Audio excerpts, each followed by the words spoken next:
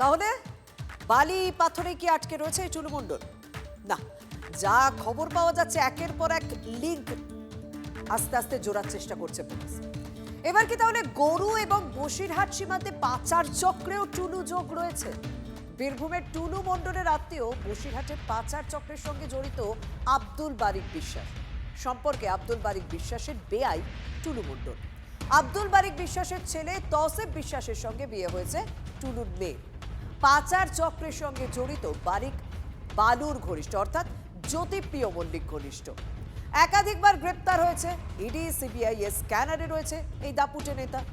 বসিরহাট সহ একাধিক জায়গায় নামে বেনামে বিপুল পরিমাণের সম্পত্তি রয়েছে, এমনকি দুবাইতেও এই বারিক বিশ্বাসেরও সম্পত্তির হদিশ পাওয়া গিয়েছে। টাকার সঙ্গে গরু পাচারের যোগ রয়েছে কিনা তা খতিয়ে দেখছেন তদন্তকারীরা। এই যে বারিক বিশ্বাস মূলত কি কি পাচারের সঙ্গে যুক্ত? গরু পাচার, সোনা পাচার, কয়লা পাচার, বালি পাচার। আচ্ছা, টুনু মণ্ডল বারিক বিশ্বাসের কে হয়? বেয়াই না, হ্যাঁ, বেয়াই। আচ্ছা, এই যে বিয়েতে কি করেছিল? বিয়েতে হচ্ছে কোটি টাকা খরচা করেছে, করে যাচ্ছে বিয়ে দিয়েছে, অনুষ্ঠান করেছে। বীরভূমে যে কাণ্ড ঘটেছে সেই কাণ্ডের ওনার ছেলের সাথে ওখানে বিয়ে দিয়েছেন, বিয়েতে প্রচুর টাকা খরচা করেছেন, কোটি কোটি টাকা।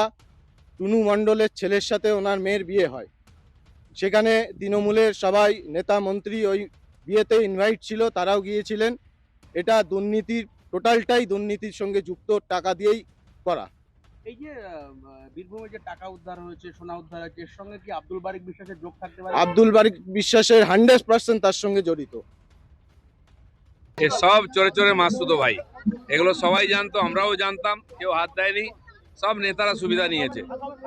আমাদের সরকার এসছে, সমস্ত দুর্নীতি চোরাচালান সবকিছুর হিসাব হবে, তদন্ত হবে, সবাই শুরু হয়েছে। অনেক বড় বড় রাঘব বোয়াল এখনো আছে জলের মধ্যে ঘাই মারছে, সবকে ধরা হবে।